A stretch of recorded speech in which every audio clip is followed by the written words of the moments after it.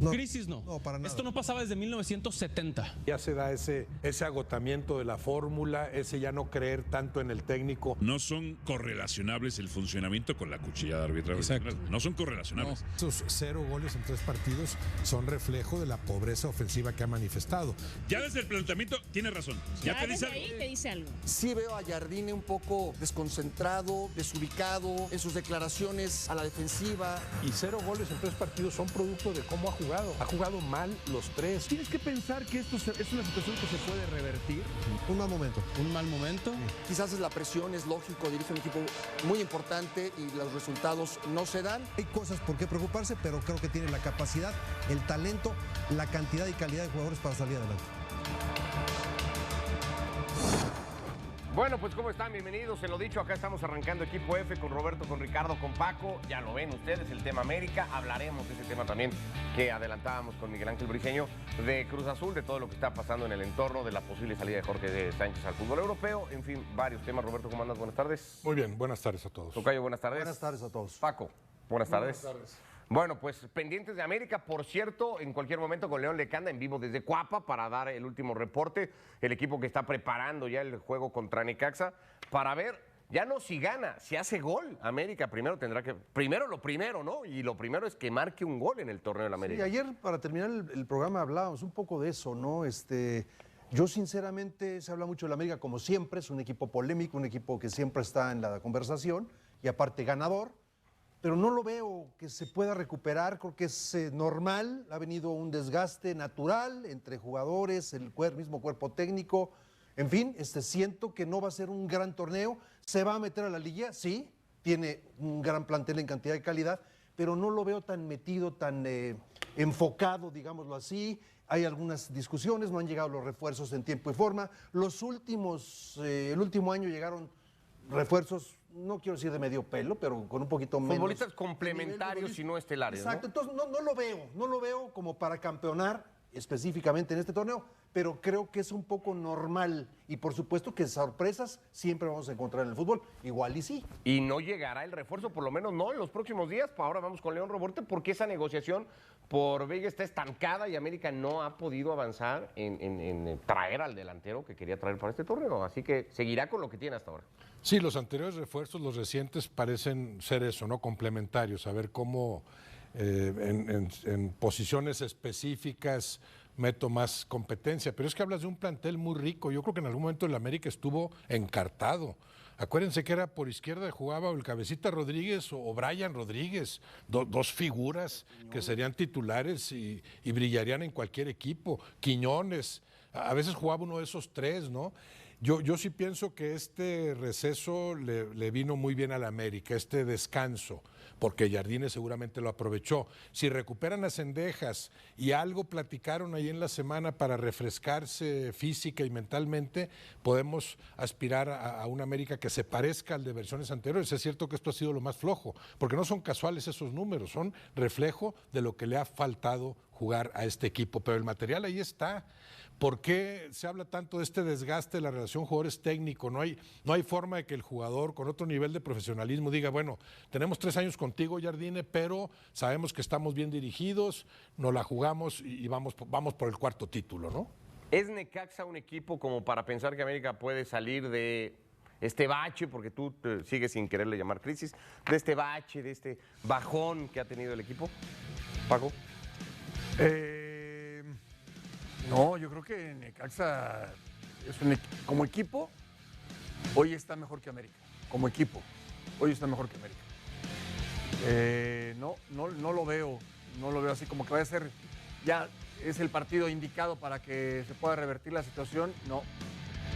Y aquí vamos a ver qué equipo aprovechó mejor este parón, porque también mucho tiene que ver eso. ¿Qué equipo aprovechó mejor en general, no solamente Necaxa de América? ¿Quién aprovechó mejor en el descanso, en el trabajo táctico, en fin, en aportarle algo más a su equipo? Jardine, yo creo que tiene que despejar al grupo, o sea, despejarlos, relajarlos, alejarlos de su momento, no tanto con el trabajo del día a día, sino más bien recuperarlos anímicamente. No veo al América pasándole por encima al Necaxa, si es lo que me quieres decir. En lo absoluto, que vaya a hacer gol, Sí lo veo factible. No necesariamente que vaya a obtener la victoria, pero sí que vaya a hacer gol. Bueno, el tema es que para que esto hubiera pasado, León, uno hubiera pensado, y te damos la bienvenida en Equipo F, que este parón le iba a servir al América para terminar de cerrar el asunto del refuerzo y que Vega hubiera llegado justamente mientras la selección jugaba en Panamá y en Bolivia. Eso no ha pasado y por lo que ya te escuchábamos en Fútbol Picante, no va a pasar tampoco en los próximos días. Mira, es lo que están tratando de acelerar todas las partes. Fuerte abrazo, Ricky, y a todos en Equipo F, porque justo América necesita ese jugador que en su momento cumpla el rol como lo tenía Diego Valdés y que lo dejó de tener después de la salida del chileno. Ningún jugador tiene las características de Valdés y por supuesto Rafael Veiga cumple completamente con ese perfil. Yo te puedo decir que la negociación hoy está en un impasse, en un stand-by o estancada. ¿Por qué? No tanto por un problema entre América, Palmeiras y el propio jugador brasileño de 30 años, sino porque la directiva no ha podido liberar el cupo de jugador no formado en México. Y hasta en tanto eso no ocurra, no pueden avanzar en la negociación, porque imagínate qué problema sería que sufra lo que pasó con Cruz Azul, que traigan al jugador, que digan ya todo está acordado, ya nada más estamos para firmar el contrato, para poder darte de alta, y que no salga ni Víctor Dávila o José Raúl Zúñiga a otro equipo, y entonces América pueda en un momento dado pasar lo que sucedió justamente con Borja y la máquina. Entonces por ahora en stand-by y América sí urgido, y hablo de la directiva, de poder transferir a alguno de ellos dos, a Dávila o a Zúñiga, al fútbol extranjero. ¿Qué tan cerca está cualquiera de ellos de poder salir y qué tan dispuestos están los dos futbolistas de poder dejar Cuapa, León? Mira, el tema con Dávila yo lo reporté desde que América inició su pretemporada, no entraba en planes para este torneo, digamos, la planeación deportiva estaba diseñado para que Igor Lichnowsky y Víctor Dávila dejaran el equipo. Sin embargo, no ha habido ofertas formales hasta ahora, apenas una que podrá venir de Colo-Colo por el jugador Dávila. Sí hubo sondeos con León durante la pretemporada, pero el alto salario, superior a los $100,000 mensuales del volante extremo, incluso delantero chileno, pues no ha permitido que justo ningún equipo diga, pues yo lo quiero, ¿no? Porque además todavía le quedan 2 años de contrato en América. Entonces es un contrato muy importante para el equipo que lo quiera absorber. Y por eso la negociación con Colo-Colo también está con sus bemoles. Sí lo quieren en el equipo chileno, pero el problema con él es que América tendría que absorber un porcentaje superior al 50% del salario para que pudiera ser factible. Y con Zúñiga solo ha habido sondeos, pero ninguna propuesta formal ni de Atlético Nacional ni de América de Cali en su natal Colombia. Entonces, justo trabaja contra el tiempo la directiva cuando el cierre de registros es el 7 de febrero y también podría suceder otra cosa. O sea, Rafael Veiga tiene interés de venir a México, Palmeiras de hacer esta operación con opción a compra obligatoria dentro de un año. Pero si esto se sigue demorando, también el jugador puede decir, mira, ¿sabes qué? Pues siempre no, ya se tardó mucho, yo tengo que ver por mi futuro, a lo mejor me voy a otro equipo. Y también el propio Palmeiras decir, mira, ¿sabes qué? No, porque igual pues no puedo traer un reemplazo de bote pronto, ¿no? Entonces, si esto no se acelera, y hablo de la salida, difícilmente vamos a poder ver humo blanco aquí en Cuapa, Ricky. Toda esta situación que supongo que tiene muy nerviosa a la directiva de América y al propio cuerpo técnico, ¿ha generado algún tipo de conflicto interno, León, como en algunos lugares se ha reportado, o no ha llegado todavía hasta ese punto?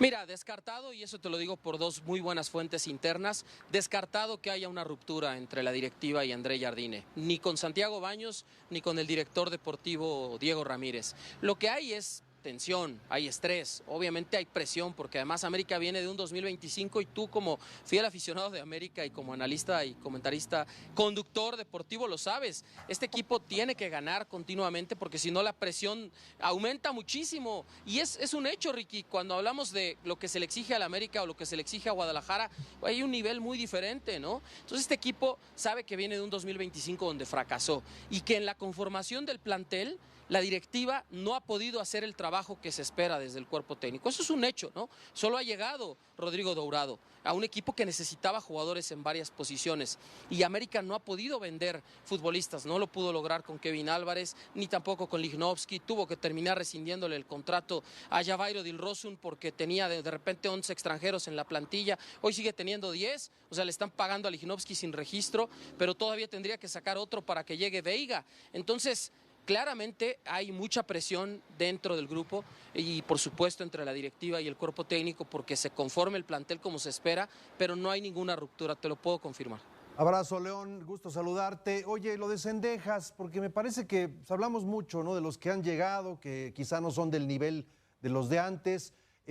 Dourado, que fue realmente el que vino a esta posición, donde estaba Cervantes, donde pasó Richard, donde han intentado y no han podido atinarle, me parece. Pero ¿cómo está Cendejas? Porque para mí es clave o es uno de los principales jugadores o importantes, no solo para defender, sino para atacar también. Es un jugador que equilibra muy bien y tiene gran calidad en asistencias y en goles.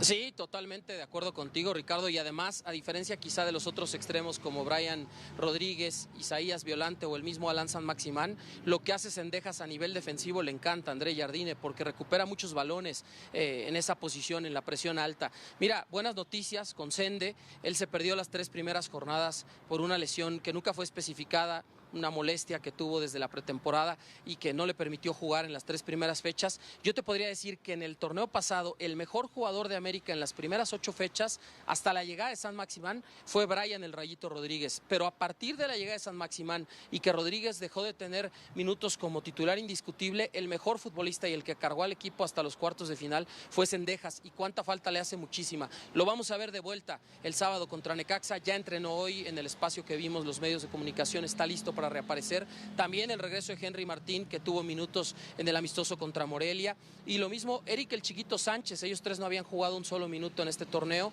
También el caso de Rodrigo el Búfalo Aguirre, que no pudo participar por una lesión muscular leve en el partido con Pachuca. Entonces recupera 4, pero pierde Israel Reyes. Oye, León, rapidísimo, ¿por qué?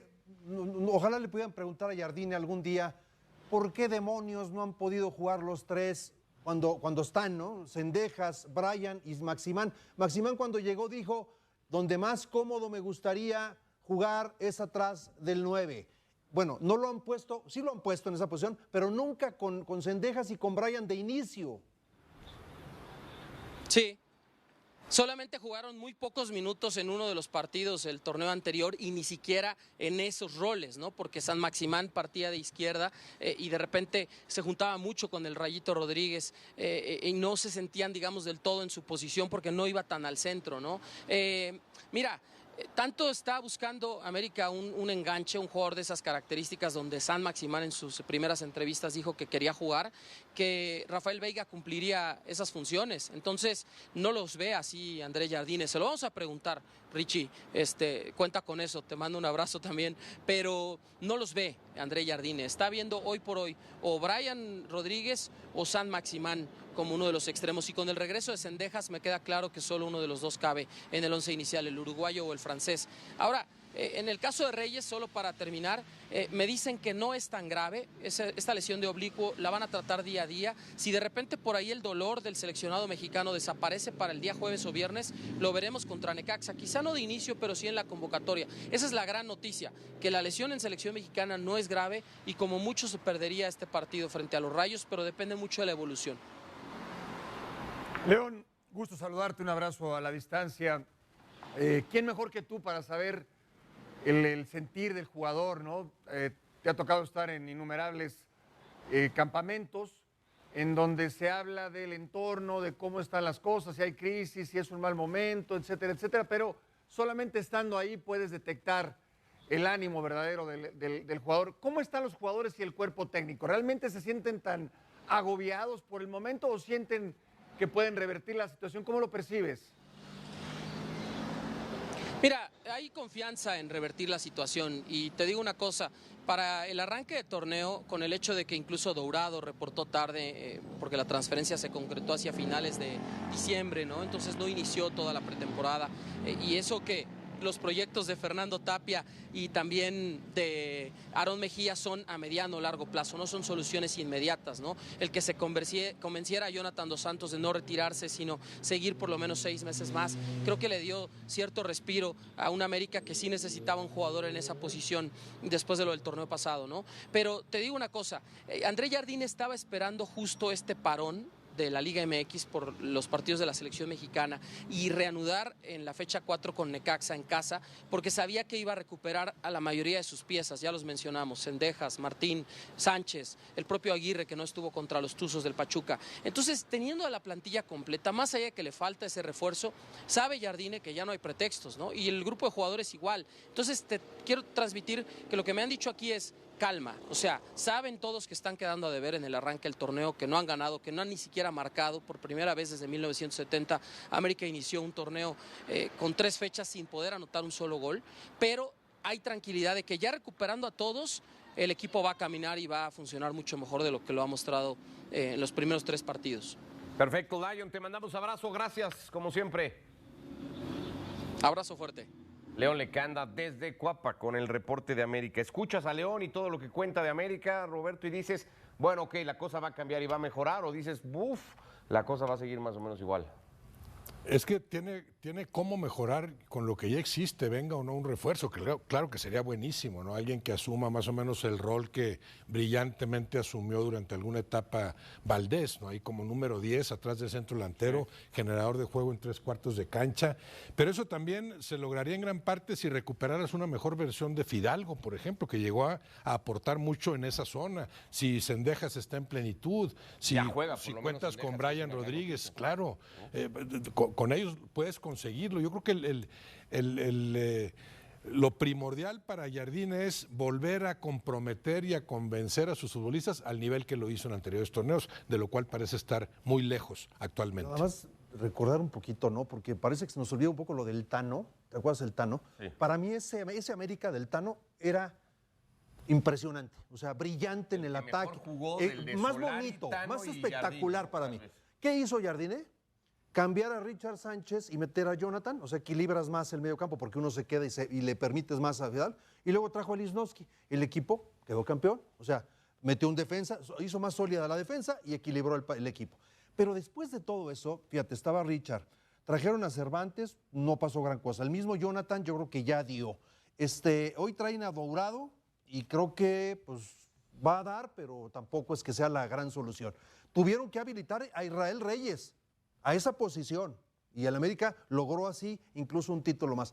Yo creo que el compañero de Fidalgo para equilibrar no lo han encontrado, y yo creo que a partir de ahí, el mediapunta, el que jugaba atrás del centro delantero con Cendejas y Brian, tampoco, desde que se fue Diego Valdés, lo que dice Roberto. Entonces, sí hay un América ganador, pero no tan espectacular como lo fue con el del Tano. No sé si coincidan en ese... Con la única diferencia que en esa ocasión, cuando Jardine llega al América, el América era un equipo que recibía muchos goles y lo volvió el equipo, la mejor defensa del torneo. O sea, un cambio drástico y necesario y muy bien llevado a cabo. Pero hoy este América, o sea, ese América que no defendía bien, sí atacaba muy bien. Este América ni defiende bien, ni tiene equilibrio en medio campo, ni ataca bien. Ese es el tema. Y la otra, que Malagón, que muchas veces lo salvó, no atraviesa tampoco un buen momento. Entonces, sí entiendo que con estos jugadores fuiste tricampeón, básicamente con la mayoría. Podrías revertir la situación, pero no es fácil cuando un jugador ya no está en su mejor nivel, recuperarlo no es tan sencillo. ¿Y cómo haces, partiendo de esa premisa, cómo haces para que en América no vaya a ganar el nervio? No vaya a pesar este momento, este arranque, 3 partidos sin ganar, sin hacer gol, si el resultado del fin de semana no es bueno, si luego vuelves a ligar un resultado que no te lleve. Muy fácil. ¿Cómo haces para que en un equipo, porque decía León, de exigencia constante, no digas, tengo que tomar una decisión ahorita? Para mí muy fácil, porque tuviste tiempo para trabajar.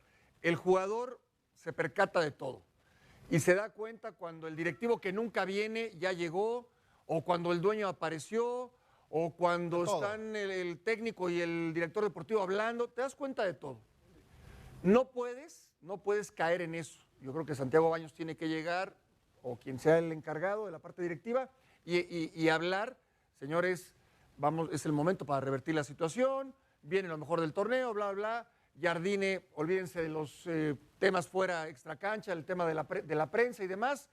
Eso calma las cosas y le permite al jugador y sobre todo al cuerpo técnico seguir trabajando con tranquilidad. De otra manera, sí, el jugador se empieza a dar cuenta y se percata de que hay cosas raras que yo no creo que suceda en el América.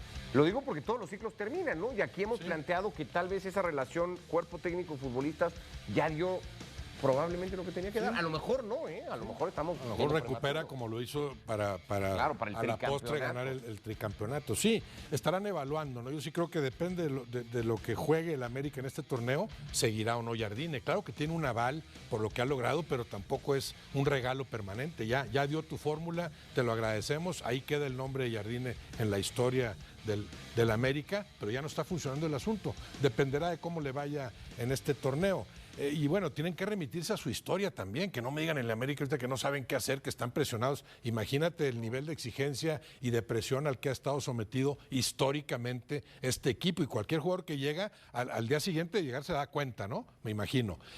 Pero hay muchas cosas incomprensibles. Una de ellas sigue siendo, aunque ya lo hemos mencionado mucho, el centro delantero. Entre Henry Martín por lesión, Dávila, Zúñiga y Aguirre, porque no han rendido con la consistencia en el nivel necesario, hablas de 4 centros delanteros de los que no haces la mitad, de uno, no te digo uno, no haces la mitad, no tienes centro delantero en la América. Con Henry Martín estaba cubierta con creces esa posición y ahorita no la cubre ni con 4. No hay uno que te garantice ahí un mínimo de rendimiento. Sí, totalmente. Y luego también yo agregaría lo que bien dicen mis compañeros, la verdad comparto totalmente, reinventarte, o sea, es que a veces no tiene uno la madurez, piensa, estoy en el América, estoy jugando. Esto se va a acabar.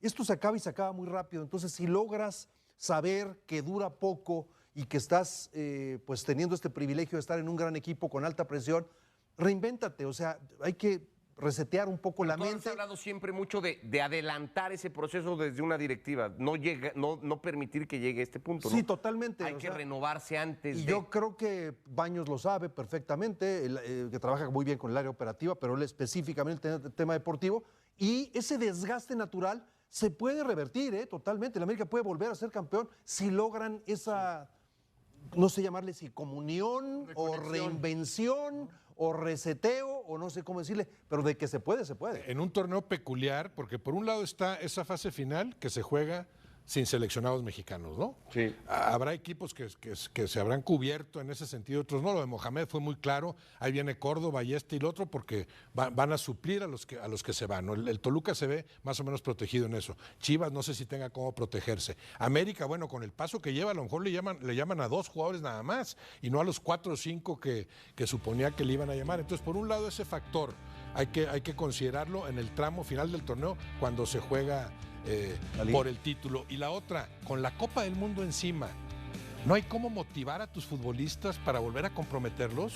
Fidalgo, que es de lo más profesional que tiene el América, ¿no? Porque se nota su comportamiento dentro y fuera de la cancha. Pero es la menos fuerte versión de Fidalgo la que estamos viendo actualmente, por no decir la peor versión, porque ha sido consistente. Claro, es la menos convincente de las versiones de Fidalgo. No lo puedes convencer de cara a la Copa del Mundo, a ver si de veras te llaman y ya con tus papeles. Y está en él también.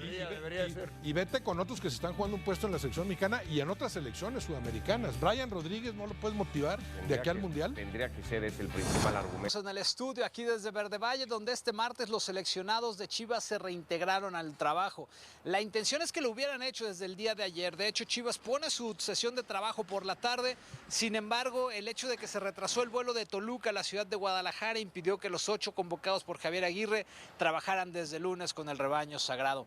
¿Qué es lo que viene ahora? Bueno, salir ante San Luis a defender el liderato general en un partido donde Gaby Milito espera utilizar a 7 de los 8 convocados como titulares. El que se iría a la banca es Ángel Sepúlveda.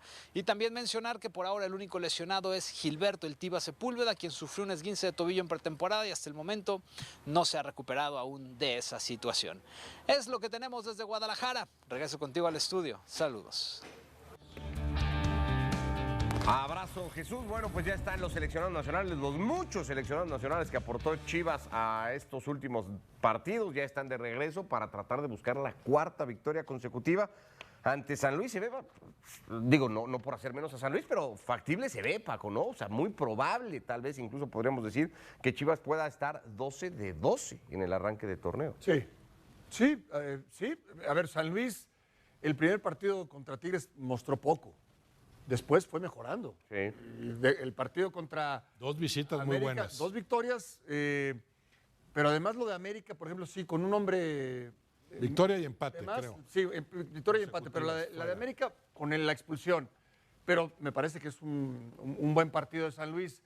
O sea, no está tan fácil para Chivas, pero sí creo que la tendencia de Guadalajara es notablemente a la alza y sí lo veo como favorito para ganarle a San Luis. Una gran motivación, cómo terminaron el torneo pasado, en la posición 6, tienes que buscar mejorar, meterte en los 4 primeros para ese Que torneo. es lo más probable. Entonces, y creo que coincidimos todos. Traes la inercia, inicias bien el torneo con una marca casi perfecta, se ve más comprometido el equipo, tienes 7, 8 seleccionados nacionales, o sea, una Y en la selección nacional, los de En una típica convocatoria, no quiere lo decir que Chivas quieras, vaya a poner lo que 7 quieras, futbolistas en la pero Copa del 7 Mundo, ¿no? desde cuándo no estaba dado. Y después, el inicio del torneo, yo lo veo muy bien, empezó muy bien, el equipo juega que vaya a bien, meter la hormiga? A ver. por lo menos 10. ¿En el torneo? Sí. No lo sé. Bueno, nadie lo sabe, pero ¿cuántos crees? Pues sí, repetir la cifra del torneo pasado tendría que ser por lo menos el objetivo. Es que me pasa con la hormiga lo que me pasa con Chivas. Yo si la hormiga y si Chivas, desde lo individual y desde lo colectivo, son capaces de repetir lo del torneo pasado, de ser por fin regulares, Roberto, porque si algo ha tenido Chivas es la inconsistencia. Tiene mejor plantel muy hoy. marcada, ¿no? De altas y de bajas. Creo que ya será un gran éxito para Guadalajara, ¿no? Sí, lo que pasa es que tiene 12 partidos muy consistentes, ¿no? 7 victorias en el cierre. Sí, cerró muy bien. Ante Cruz Azul, que juega bien los 2 partidos, porque así es una eliminación ida y vuelta directa, y los 3 de ahora. Entonces yo sí veo un sustento que hacía mucho no se le veía al Guadalajara. Los puntos que tiene son producto de lo que ha jugado, porque cuando gana dices, bueno, gané, pero pegó en el palo y me ayudó este error arbitral. No, ellos saben que han ganado producto de lo bien que juegan. Y en el caso de Armando González, en la medida en que el equipo siga funcionando mucho mejor, claro que él podrá beneficiarse, ¿no? Ser mejor abastecido de balones, pero también él entrar en su propia consistencia. No es lo mismo ser un jugador que se busca un lugar a un jugador que ya se ganó un lugar en cierta medida y que ahora es más visto, más marcado, más exigido. Ahí está la prueba para Armando González. Ese segundo año que les cuesta a los jugadores que a veces irrumpen en el fútbol. La regularidad es la mejor defensa del torneo, eso es importantísimo porque sabemos que un equipo que defiende bien pues tiene una base más sólida, ¿no? Y creo que el Guadalajara ha corregido eso. Ahí también algunos te podrán decir, Sí. bueno, pero tuvo adversarios que tampoco lo llevaron al límite. Siempre hay que buscarle, ¿no? Pero vamos a ver si el América sigue en este nivel que está mostrando dentro de 2 semanas o que jueguen o 3 semanas. A ver cómo funciona la cosa. ¿Qué adversarios tuvo en el cierre del torneo No, anterior? de acuerdo. Y mira todos que los Pachuca fuertes. en el papel era uno completo. Creo que tuvo un muy mal partido Pachuca el día de la presentación. Sí, Ese no se le quedó fue muy bien. corto, ahí muy... Pero ¿sabes qué pasa con Chivas? Yo sí veo que tiene muchos argumentos. O sea, no es una buena racha, un buen momento. Tiene argumentos. Es un equipo dinámico, que es muy importante. Es un equipo que defiende bien y que genera al ataque. Cuando tú eres dinámico y defiendes bien, tienes muchas opciones de ganar y tienes un goleador que además está conectado, motivado y las cosas No le le van fue bien. bien ahora en selección, ¿no?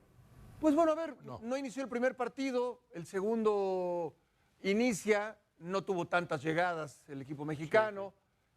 Difícil jugar así, difícil que la selección no generó lo que sí genera Chivas, por ejemplo. Entonces, ¿Pero por qué yo genera? creo que está bien Chivas, ¿eh? Yo creo que Chivas es de veras, no es ficticio, no es un espejismo. Revísalo, tiene a Alvarado, a ¿Efraín? y tiene este chico Gutiérrez, Brian Gutiérrez, que son muy buenos los 3 generadores, y 2 carrileros. O sea, fuera muy bien. O sea, Richard Ledesma y Brian, o sea, estás hablando de 5 jugadores que realmente participan en la construcción, en la asistencia, en la conclusión de la jugada. Entonces, y luego los ves muy responsablemente regresar a todos. Sí. Entonces estás hablando de un equipo que ya volteas a la banca y tienes un Sepúlveda y tienes a un, no sé, jugadores a este central que trajeron de Mazatlán, que se me fue el nombre, que ni siquiera está jugando de titular porque se lesionó. Y la flexibilidad que les da de Romo Juárez, también. perdón. Lo de Romo, que es muy importante también, los hace más flexibles, transitan con más facilidad de trabajo defensivo al ofensivo. Es un equipo muy completo en ese sentido, ¿no? Fue el nombre, un sin jugador tener las grandes individualidades que sí tienen otros. Bueno, el jugador que estaba en Chivas, que se fue a Juárez y que lo volvieron a traer a Chivas, el central que se lesionó y tiene muy buenos suplentes ya, chavos jóvenes como Yael, como el Tapias mismo- no, porque Tapias No, viene de MLS. Lo de ¿no? Camberos también. No, ahorita te digo el nombre, se me fue el nombre, ahorita lo recuperamos, pero es un jugador que tiene, y es más, creo que lo iban a llevar también a la selección nacional, pero venía de una lesión y no lo pudieron llamar. Y está jugando Aguirre en su posición en este momento. ¿Campillo? No, Campillo. Campillo. Campillo. Bueno, pues ahí está, las Chivas. Ayer en la noche recordábamos, porque además no es muy común y resulta que ha pasado en los últimos 5 torneos arranques como el que ahora tiene Chivas y le pasó a las propias Chivas. Aquella apertura 2023, Chivas arrancó con 3 victorias consecutivas, terminó quinto y luego lo echó Pumas en cuartos de final. No sé si esto sí da para decir, bueno, con calma que es el arranque de torneo o para decir, sí, bueno, aquello no era un equipo tan bien consolidado como está este, que tiene Yo más las herramientas. estadísticas, te lo juro que sí, hay que verlas, puede ser una tendencia, pero es que nunca ha podido el sexto lugar ser campeón. Pues algún día va a poder, o sea, es que Bueno, parece pero que es mientras- ley. Hoy el Guadalajara desde 1970 y va a pasar lo que tenga que pasar, pero yo no creo sinceramente en las O sea, estadísticas. tú los números no. No, para nada. ¿No te gusta hacer alegres cuentas? No, es que nunca hemos ganado de visitante, pues vamos a ganar esta de visitante y Pero te sí mentalizas. tenemos claro que Chivas, si es un equipo que va, me parece, en este torneo, va a ser de los que va a pelear arriba, ¿no? Sin duda O para mí. sea, ¿con quién? Junto con... Tigres, Al Monterrey. final todo este debate no gira únicamente alrededor de un partido, ni siquiera alrededor de 2 victorias consecutivas. Gira alrededor de una sensación mucho más profunda que el aficionado mexicano ya conoce demasiado bien. La sensación de que la selección sigue sin tener una idea clara de juego cuando el contexto exige algo más que orden y sacrificio. Ganar en Paraguay y ganar en Bolivia con la base de la Liga MX sirve. Claro que sirve, suma confianza, oxígeno. Calma un poco el entorno después de un cierre de año desastroso, pero no alcanza para ilusionar, no alcanza para decir ya estamos listos. No alcanza para pensar que este equipo puede competir de verdad cuando llegue el Mundial. Porque si uno se detiene a analizar fríamente lo que se vio en la cancha, el diagnóstico es preocupante. México no genera fútbol hacia el frente, no importa quién esté, no importa si hay europeos o no, no importa si juegan los jóvenes o los experimentados, el problema se repite una y otra vez. El equipo tiene la pelota, la mueve de lado a lado, intenta salir desde atrás, intenta ser prolijo, pero cuando cruza la mitad de la cancha, se queda sin ideas, sin sorpresa, sin profundidad. Y eso es lo que más inquieta, porque no es un problema nuevo, es un problema estructural que se arrastra desde hace varios procesos. Los números lo confirman. México dispara muy poco a gol, genera menos ocasiones claras que el rival en partidos donde se supone que debería imponer condiciones, y depende demasiado de jugadas aisladas, de errores del contrario o de acciones polémicas. Contra Bolivia, por ejemplo, México ganó disparando 2 veces a portería, mientras que el rival tuvo más intentos, más aproximaciones y más presencia en el último tercio. Y eso, independientemente del resultado, no es una buena señal. Javier Aguirre ha dejado claro que su prioridad en estos partidos era sacar conclusiones individuales, observar comportamientos, evaluar quién está listo emocionalmente para competir en un entorno hostil, lejos de casa, con presión, con fricción. Y bajo esa lógica, se entiende que haya llamado a jugadores que atraviesan un buen momento en la Liga MX, especialmente los de Chivas, que vienen en ascenso. Se entiende que quiera ver a jóvenes como Richie Ledesma, Everardo López, Brian Gutiérrez o Kevin Castañeda. Pero la pregunta que muchos se hacen es si este es el momento para eso. Si a 4 meses y medio del Mundial, no debería estar ya más enfocado en consolidar un once base, en darle minutos juntos a los futbolistas que realmente van a estar en la Copa del Mundo. Porque una cosa es ampliar el panorama y otra muy distinta es desperdiciar partidos internacionales valiosos. En pruebas que, en el fondo, el propio técnico sabe que no van a llegar a ningún lado. Varios analistas lo dijeron sin rodeos, en esta convocatoria hubo jugadores que Aguirre sabe perfectamente que no van a estar ni siquiera en la lista definitiva del Mundial, y eso, para muchos, es un desperdicio. No porque esos jugadores no tengan talento, sino porque el tiempo ya no sobra. El objetivo, dicen algunos, debería ser que cuando llegue el Mundial, la alineación ideal tenga ya varios partidos encima, que los futbolistas se conozcan, que las sociedades estén trabajadas, que los automatismos existan, porque la eficiencia colectiva no se improvisa, se construye con repetición, con continuidad, con partidos. Y hoy México está muy lejos de eso. El tema táctico es otro de los grandes focos de discusión. El uso de la línea de 5 defensores, incluso contra rivales que se encierran, que no atacan, que juegan con un solo delantero, genera incomprensión. ¿Para qué jugar con 3 centrales y 2 carrileros si el rival está metido atrás? ¿Para qué protegerte tanto si el problema no es que te ataquen, sino que no puedes atacar tú? Muchos sienten que ahí Aguirre se traiciona a sí mismo, que se aferra a un sistema, sin ajustarlo al contexto, que prioriza no perder por encima de buscar ganar con claridad. Y aquí aparece una crítica recurrente: Javier Aguirre no es un gran estratega, no es un técnico que se distinga por leer al rival y modificar su planteamiento sobre la marcha. No es alguien que cambie radicalmente su sistema, dependiendo de lo que tenga enfrente. Sus fortalezas están en otro lado, en la gestión del grupo, en la motivación, en el compromiso, en la intensidad, en convencer a los jugadores de dejarlo todo en la cancha. El problema es que hoy ni siquiera esas virtudes se ven reflejadas del todo en el equipo, porque este México no se ve especialmente intenso, no se ve agresivo, no se ve combativo como históricamente se han visto los equipos de Aguirre. No se ve un equipo que presione con convicción, que cierre espacios con fiereza, que juegue con el cuchillo entre los dientes durante 90 minutos. Y eso preocupa porque sí ni siquiera aparece la identidad emocional del vasco. Entonces, ¿qué es lo que sostiene a este equipo? Parte de la explicación está en la calidad de la generación actual. Y aquí es importante ser honestos. Esta generación de futbolistas mexicanos es menos prometedora que la de otras épocas. Basta con compararla con la de 2010 o 2014, donde había nombres como Rafa Márquez, Guardado, Chicharito, Vela, Giovanni Dos Santos, Héctor Moreno, jugadores que, más allá de hasta dónde llegaron, tenían un peso específico mayor en el contexto internacional. Hoy, esa cantidad de talento no existe. Hoy México depende de muy pocos futbolistas en Europa que realmente sean titulares indiscutibles y el resto está repartido entre la Liga MX y ligas menores. Eso no es culpa de Aguirre, tiene que ver con decisiones estructurales del fútbol mexicano. La proliferación de extranjeros, la facilidad para naturalizar la falta de trabajo en fuerzas básicas, un sistema de competencia que no siempre premia la excelencia. Todo eso ha reducido el universo de futbolistas mexicanos de alto nivel. Y con ese material es con el que hoy tiene que trabajar el técnico. Pero que el material sea limitado no significa que no se pueda exprimir mejor. Y ahí es donde vuelve la exigencia. Porque aunque el techo no sea altísimo, el equipo podría jugar mejor, podría ser más claro, podría generar más fútbol. No se trata de pedir goleadas, se trata de pedir una idea, una intención, un camino reconocible. El tema de la portería es otro reflejo de esta incertidumbre. Ningún portero termina de convencer al 100%. Tala Rangel parece ser hoy la apuesta de Aguirre. Le dio los 2 partidos como visitante, mandó un mensaje claro, pero incluso así hay dudas. Un error en la salida, que contra otro rival termina en gol, una inseguridad que no termina de disiparse. Malagón no jugó, Acevedo no jugó, y en el horizonte sigue apareciendo la figura de Memo Ochoa, con toda su experiencia, con todo su peso histórico, como una opción muy real para volver a un mundial más, y eso horizon perfectamente el momento de la selección.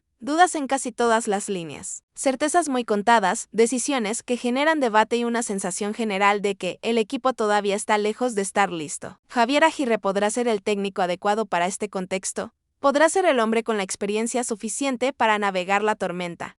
Pero eso no elimina la necesidad de ver algo más en la cancha, porque al final, el Mundial no va a esperar, la presión no va a disminuir y la exigencia va a ser brutal. México va a jugar en casa, con estadios llenos, con millones de ojos encima, y no bastará con decir que se ganó en Bolivia o en Paraguay. Habrá que demostrar que este equipo puede competir, que puede generar fútbol, que puede sostener una idea durante 90 minutos. Hoy, después de estos partidos, la conclusión es clara: México ganó, sí, pero sigue sin convencer. Y mientras eso no cambie, mientras el equipo no muestre una evolución real en su juego, el debate seguirá encendido, las críticas seguirán y la ilusión seguirá siendo frágil. Porque en el fútbol, como en la vida, no basta con sobrevivir, hay que saber hacia dónde se va. Y esa fragilidad en la ilusión es justamente lo que más daño le ha hecho a la selección mexicana en los últimos años. Porque no es que la gente no quiera apoyar, es que la gente ya ha visto demasiadas veces la misma película. Una selección que llega a los torneos con discursos de orden, de compromiso, de sacrificio, que promete competir, que promete no regalar nada, pero que cuando se encuentra con un rival que exige un poco más, se queda corta, se queda sin ideas, se queda sin respuestas. Y por eso cada victoria, que no viene acompañada de una mejora clara en el funcionamiento, genera más dudas que tranquilidad. Javier Aguirre insiste en que el proceso va por buen camino, que se están sacando conclusiones, que se está armando la lista, que el objetivo es llegar con un grupo equilibrado emocionalmente al Mundial. Y todo eso suena razonable, incluso lógico. El problema es que el fútbol no se construye solo desde lo emocional, también se construye desde lo táctico, desde lo colectivo, desde la repetición de comportamientos en la cancha. Y ahí es donde México sigue en deuda. Uno de los puntos que más se repite entre los analistas es la sensación de que el equipo juega a algo que todavía no domina. Se intenta salir jugando desde atrás, pero sin la precisión ni la coordinación necesarias. Se intenta tener la pelota, pero sin profundidad. Se intenta presionar, pero sin convicción. Y cuando no dominas lo esencial, cuando no tienes automatismos claros, cualquier sistema se vuelve frágil, cualquier planteamiento se cae ante el primer error. La discusión sobre la línea de 5 defensores es un ejemplo perfecto de esto. No es que jugar con 5 atrás sea malo en sí mismo, el problema es cuándo y cómo lo haces. Contra selecciones grandes puede ser una herramienta válida para competir, para cerrar espacios, para resistir. Pero contra equipos que se encierran, que no te atacan, que te esperan, usar ese sistema parece más una atadura que una solución. Te quita hombres arriba, te quita presencia ofensiva y te obliga a atacar con pocos recursos. Y aún así, Aguirre insiste en esa estructura. No porque haya demostrado ser efectiva en ataque, sino porque es la que conoce, la que le da cierto control, aunque ese control sea más aparente que real. Y aquí es donde entra una crítica que duele, pero que se repite cada vez con más fuerza. Este equipo no parece un equipo convencido de lo que hace. No se ve un grupo que tenga claro cuándo acelerar, cuándo pausar, cuándo arriesgar. No se ve una selección que sepa leer los momentos del partido. Hay pasajes largos de confusión, de indecisión, de pases intrascendentes. Y cuando eso pasa, el rival, por limitado que sea, se anima, crece, se acerca y te pone en aprietos. El caso de los extremos vuelve a aparecer como un problema estructural sin solución inmediata. México simplemente no tiene futbolistas que ganen el 1 contra 1 por fuera de manera constante. Y sin eso, cualquier intento de ataque se vuelve previsible. Los laterales suben, sí, pero muchas veces lo hacen sin sorpresa, sin ventaja, sin apoyo real. Los centros llegan forzados, mal ejecutados o sin destinatario. Y así es muy difícil generar peligro sostenido. Ante este escenario, algunos piden cambios radicales, otros piden paciencia. Algunos quieren ver más jóvenes, otros quieren ver a los de siempre. Pero todos coinciden en algo, el equipo necesita generar más fútbol hacia el frente. No se puede llegar a un mundial dependiendo de jugadas aisladas, de errores del rival o de decisiones arbitrales. Se necesita una estructura ofensiva clara, aunque no sea espectacular, pero sí funcional. El tema de los europeos también genera expectativas que quizá no sean del todo realistas. Se habla mucho de que, cuando regresen los jugadores de Europa, el equipo va a mejorar automáticamente, pero la realidad es que no son tantos, que no todos son titulares en sus clubes y que tampoco forman una base suficiente para transformar por completo el funcionamiento colectivo. Hoy, de los mexicanos en Europa, solo unos cuantos son realmente indiscutibles y el resto complementa, no lidera. Pensar que su regreso va a resolver todos los problemas es engañarse. Por eso la insistencia de algunos analistas en que el trabajo colectivo es la única vía. Con las individualidades que hay, con las limitaciones que existen, la única forma de competir es como equipo. Y eso requiere tiempo, continuidad y claridad. Requiere definir una idea y repetirla, pulirla, ajustarla, pero no cambiarla cada partido. Requiere darle minutos juntos a los que van a ser titulares, no solo convocarlos y repartir minutos de manera equitativa. Sin embargo, la sensación es que Aguirre está más enfocado en completar la lista que en consolidar el equipo. Primero quiere saber quiénes van, luego pensar en cómo jugar. Y ese orden, para muchos, está invertido. Porque el cómo juegas define a quién necesitas, no al revés. Si quieres jugar con extremos, necesitas extremos. Si quieres jugar con dos puntas, necesitas delanteros complementarios. Si quieres salir jugando desde atrás, necesitas centrales y mediocampistas con calidad para hacerlo. Y mientras eso no esté claro, la lista seguirá siendo una suma de nombres más que un proyecto coherente. El vestidor, el liderazgo, la experiencia, todo eso es importante, pero no puede ser lo único. Llevar jugadores para hacer grupo tiene sentido hasta cierto punto, pero el mundial no es un retiro espiritual, es una competencia de alto nivel. Y si el equipo no responde en la cancha, ningún liderazgo fuera de ella va a compensar esa carencia. Aguirre tiene la ventaja de la experiencia de haber vivido este tipo de procesos antes, de saber manejar la presión, pero también carga con la desventaja de un estilo que, para muchos, se ha quedado corto para el fútbol actual. Un fútbol que exige más lectura, más flexibilidad, más atrevimiento. Y aunque el vasco tenga otras virtudes, esa exigencia no desaparece. El tiempo sigue avanzando. Los partidos que quedan son pocos. Las oportunidades de probar cosas nuevas se reducen. Y cada vez que México gana sin convencer, la sensación se repite. Alivio momentáneo, preocupación a largo plazo. Porque nadie quiere llegar al mundial con un equipo que se aferra a sobrevivir. Todos quieren ver una selección que compita, que proponga, que al menos intente jugar. Todavía hay margen para corregir, para ajustar, para definir. Pero ese margen no es infinito. Y mientras el equipo siga mostrando las mismas carencias, mientras no se vea una evolución clara en el funcionamiento, el debate seguirá siendo el mismo. México ganó, sí, pero sigue sin ilusionar. Y esa, quizá, es la señal más clara de que todavía hay mucho trabajo por delante. Y ese trabajo pendiente no es menor, porque implica tomar decisiones que van más allá de lo cómodo, de lo conocido, de lo que históricamente se ha hecho en el fútbol mexicano. Implica aceptar que el margen de error es cada vez más pequeño y que no se puede llegar al Mundial esperando que las cosas se acomoden solas en el último mes. La selección necesita identidad, necesita una base sólida sobre la cual construir, necesita que los jugadores sepan exactamente qué se espera de ellos cuando pisan la cancha, y hoy esa claridad no se percibe. Hay una sensación constante de que el equipo juega con miedo a equivocarse, de que prefiere asegurar el pase lateral o hacia atrás antes que intentar algo distinto, de que la prioridad es no perder la forma antes que arriesgar para ganar el partido. Y eso se nota en el ritmo, en la toma de decisiones, en la falta de sorpresa. Cuando un equipo juega así, se vuelve predecible. Y un equipo predecible es un equipo fácil de neutralizar, incluso para rivales con menos talento. La insistencia en salir jugando desde atrás es otro punto que genera debate, no porque sea una mala idea en sí misma, sino porque requiere una ejecución casi perfecta. Si no tienes centrales con buena salida, mediocampistas que se ofrezcan correctamente y movimientos coordinados, esa salida se convierte en un riesgo constante. Y México, hoy por hoy, no tiene la precisión ni la sincronización necesarias para hacerlo sin sufrir. Se vio en errores puntuales, en pérdidas peligrosas, en situaciones que pudieron terminar en gol en contra y que solo no lo hicieron por falta de contundencia del rival. En ese contexto, resulta inevitable cuestionar si no sería mejor simplificar, al menos en algunos momentos. Jugar más directo, aprovechar mejor las segundas jugadas, buscar con mayor intención a los delanteros, asumir que no siempre se puede controlar el partido desde la posesión. No se trata de renunciar a una idea, sino de adaptarla a las características reales del plantel. Porque una cosa es lo que te gustaría jugar y otra muy distinta es lo que puedes jugar con los futbolistas que tienes. La crítica hacia Javier Aguirre no viene únicamente desde la exigencia, también viene desde la preocupación. Muchos reconocen su trayectoria, su carácter, su experiencia, pero sienten que su estilo no termina de encajar con lo que hoy necesita la selección. No se le cuestiona su capacidad para manejar un vestidor, sino su capacidad para potenciar el talento disponible. Porque este equipo, con todas sus limitaciones, podría ofrecer algo más si se le diera una estructura ofensiva más clara, si se le permitiera arriesgar un poco más en ciertos partidos, si se le liberara de ese miedo constante a perder.